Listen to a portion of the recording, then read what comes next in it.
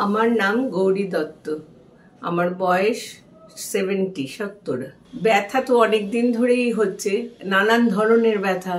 প্রথম দিকে কথাটা হাঁটতে হাঁটতে পাটা যেন হঠাৎ ভেঙে মুড়ে গেল, পড়ে গেলাম, এরকম ঘটনা তো প্রায়ই ঘটতে আরম্ভ করলো।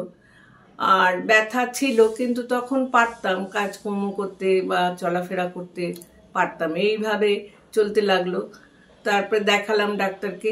ডাক্তারবাবু কিছু ওষুধপত্র দিলেন, সেই ওষুধে এবং তার সঙ্গে এক্সারসাইজ মাস্ট।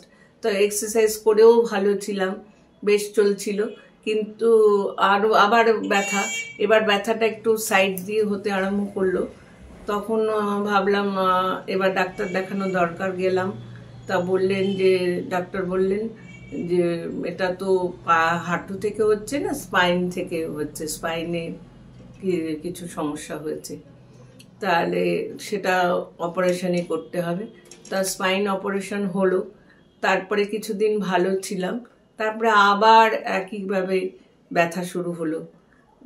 অসহ্য ব্যথা, হাঁটা চলা করতে পারছি না, সিঁড়ি দিয়ে তো ওঠানামা একেবারেই করতে পারছি না। করতে করতে মাঝে মাঝে এমন হলো যে পা বাড়াতেই পারতাম না, মানে টয়লেটে যেতেও অসুবিধা হয়ে গেল ঘরের মধ্যেই। তখন ডাক্তারের কাছে গেলাম আবার। ডাক্তার বললে এবার আপনি নি রিপ্লেসমেন্ট করুন। তাও আমি শুনিনি, ভয় পেয়েছিলাম। চলছিল সেইভাবে, ওষুধ খেতাম, কমতো আবার বাড়তো। যতদিন ওষুধ খাচ্ছি ভালো থাকছি, তারপরে আবার চিকিৎসা। এই ব্যথাগুলি আবার একটু অন্যরকমভাবে আসতে শুরু করলো, যেমন নার্ভের ব্যথা বলছে। তখন নার্ভের ওষুধ খেয়েছি, তাতেও উপশম কিছুই হলো না। ব্যথায়। আর হাঁটতে সবচেয়ে কষ্ট, সিঁড়ি দিয়ে ওঠানামা করতে কষ্ট, আর বসলে উঠতে পারি না। বসতেও কষ্ট, মাটিতে বসাটা একেবারেই ছেড়ে দিলাম।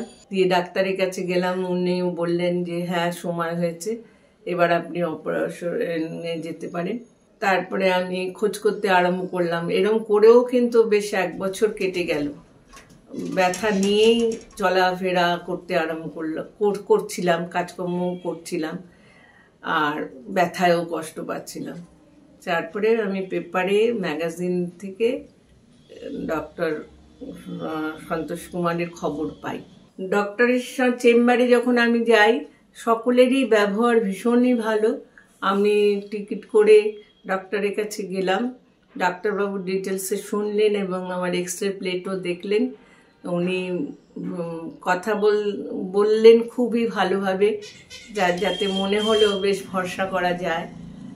তার ডাক্তারবাবু বললেন যে এটা ফেলে রেখে লাভ নেই, ওষুধ অল্প দিলে হয়তো এখনকার মতো কমবে, কিন্তু আপনার ব্যথা আবার আসবে।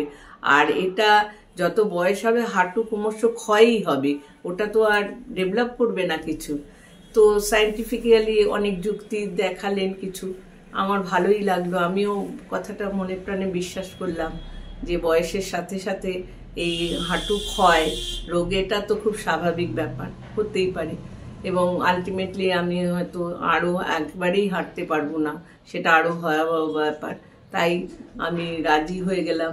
ডাক্তারবাবু খুব ইমিডিয়েট, মানে তাড়াতাড়ি ডেট দিলেন। বললেন তার আগে কিছু টেস্ট করে নিয়ে যেতে হবে। তা সে নিয়ে গেলাম। তারপরে উনি 7 দিনের মধ্যেই ডেট দিয়ে দিয়েছিলেন। আমার অপারেশন হয়েছে, এবং রোবোটিক অপারেশন। 2টো পা একসাথে হয়েছে একই টেবিলে, তাতে কিছু খরচাও কম হয়েছে। আর আমি কোনো এক্সট্রা ব্যথা বা কিছু অসুবিধা সেরকম বুঝতে পারিনি। ফিজিওথেরাপিস্ট ও হসপিটাল থেকেই পাঠিয়েছিলেন, এসেছিলেন। মোটামুটি ছেলেটি ভালোই, কথাবার্তা তো খুবই ভালো, আর বেশ সহানুভূতির সঙ্গেই আমাকে এক্সারসাইজগুলি করাতো। তার এক্সারসাইজটা মাস্ট, এটা আমি বুঝতে পেরেছি। আগে যেসব কাজগুলি করতে পারতাম না, এখন করতে পারি। এই কারণে ব্যথা তো নেই, ব্যথা নেই বলেই কাজ করতে অসুবিধা হয় না। আমি মোটামুটি হাঁটা চলা এবং সব কাজই করতে পারি। আমি সবাইকেই বলবো হাঁটু ব্যথায় কষ্ট পাবেন না। অপারেশন ডাক্তার সাজেস্ট করলে নির্ভয়ে অপারেশনটা করুন। সবাইকে ধন্যবাদ জানাচ্ছি। এন্টায়ার সন্তোষ কুমার এবং তার ইউনিটে যারা যারা আছে প্রত্যেককে ভালো ব্যবহার পেয়েছি, সেই জন্য অসংখ্য ধন্যবাদ জানাচ্ছি। এখন আমি একদম সুস্থ আছি।